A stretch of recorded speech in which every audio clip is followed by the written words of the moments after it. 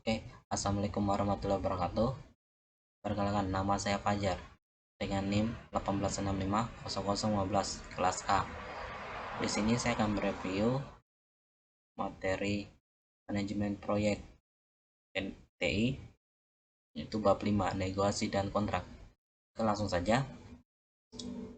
Negosiasi.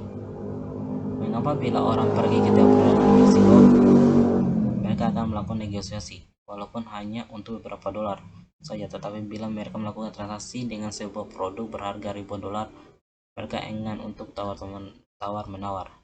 Tidak ada kata malu untuk melakukan negosiasi. Belajar dari bagaimana semua itu dilakukan dengan benar, dan Anda dapat menggunakan keahlian pada situasi tawar-menawar di lingkungan proyek software. Itulah maksud saya negosiasi.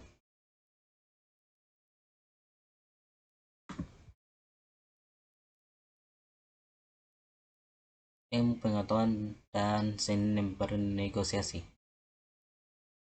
Kunci sukses dari negosiasi adalah mengetahui fakta yang sebenarnya. Hal pertama yang terpenting mengetahui produk yang akan dijual atau dibeli.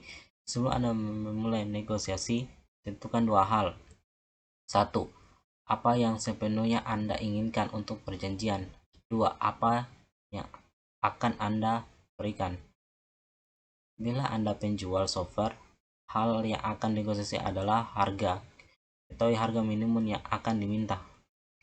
Jika Anda pembeli, ketahui harga maksimum yang akan dibayarkan. Tiga hal yang negosiasikan dalam proyek software. Hal yang paling sering negosiasi adalah harga, tetapi lamanya proyek atau fungsi proyek dapat juga dinegosiasikan.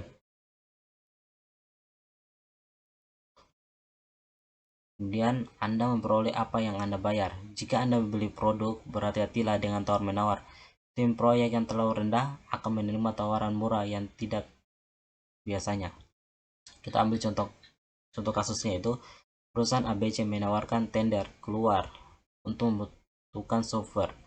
Mereka menerima dua tawaran, yaitu pertama dari Smart Software CO atau SSC, mempunyai perkiraan akurat dan menawarkan harga $200 untuk dilaksanakan dalam 12 bulan.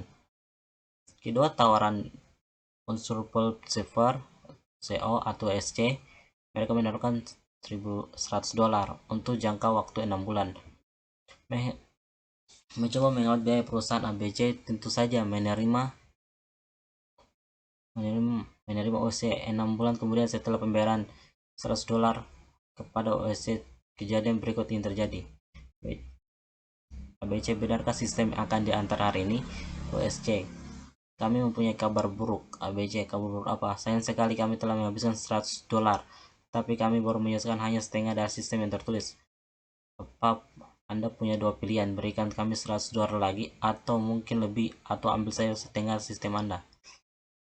ABC, tetapi kita mempunyai kontrak. OSC, saya harus menggaji programmer saya. Jika tidak, mereka akan berhenti. Jika Anda tidak membayar saya akan dinyatakan bangkrut setelah kirim surat ke Brazil. Kemudian kontrak untuk produk software yang mengharuskan tim proyek untuk menyediakan pengirim khusus, seperti tanggal yang pasti untuk berbagai macam pemberian upah, kecuali proyek ini dilaksanakan pada dasar formal dalam organisasi eksternal, khususnya dalam dokumen kontrak yang tidak diinginkan.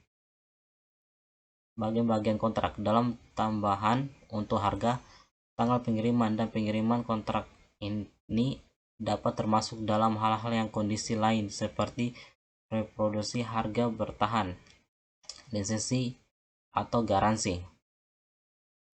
Bila kerusakan dari software dapat menyebabkan tidak hidup atau situasi kritis lain, pertanggungjawaban dari penulis harus diklarifikasikan. Kemudian kontrak harga tetap, ini merupakan tipe umum dari kontrak. Dalam kontrak FP, tim proyek mengajukan harga total pada awal proyek. Bagaimanapun juga tim proyek harus diperkirakan risiko di dalam kontrak FP. Kontrak FP sangat tepat bila 1. Anda yakin bahwa tidak akan terjadi pergantian utama. 2. Anda akan bekerja dengan software dan produk hardware yang Anda ketahui. 3. Anda memiliki komunikasi yang baik dengan user. Kontra harga tambahan. Apabila risiko terlalu tinggi dalam menentukan harga tetap, tim proyek akan harus memilih kontrak CP. Kontrak CP sangat tepat bila 1. Anda merasa bahwa pergantian utama akan terjadi. 2. Anda bekerja dengan tidak mengetahui sistem operasi, paket software atau hardware. Atau Anda mempunyai peralatan pengembang khusus untuk menulis seperti simulator, tes, dan data dan sebagainya. 3. Komunikasi yang kurang baik antara Anda dan user. 3. Aktivitas utamanya berorientasi pada manusia. Contohnya interview. Kemudian kondisi dan syarat. Jika Anda menjalani kontrak CP, yakinkan bahwa kondisi persyaratan jelas. Masukkan semua syarat dan kondisi aspek hukum dari cara yang Anda inginkan untuk bekerja dan klien. Kemudian kontrak di luar organisasi. Di dalam organisasi, kontrak akan diterima secara luas jika organisasi eksternal atau perusahaan menyediakan layanan proyek. Mengapa ini bukan bagian dari proyek? Walaupun hubungan antara tim proyek dan user sangat dekat, ada sesuatu yang bersifat resmi. Pernyataan tertulis menjelaskan layanan yang disediakan oleh tim proyek. Kemudian, peninjauan proposal yang dikembangkan. Usaha dapat mengembalikan proposal yang telah diterima dengan sedikit perubahan-perubahan. Waktu yang dijadwalkan untuk anggota teknis tim proyek untuk meninjau sedikit perubahan susunan kita dapat berarti upaya utama. Masalah harga dapat dinegosiasikan kembali. Berhati-hati untuk tidak menyetujui pada kondisi persyaratan. Kemudian kita masuk ke kesimpulan untuk fase definisi. Ini akan membawa kita pada akhir fase definisi.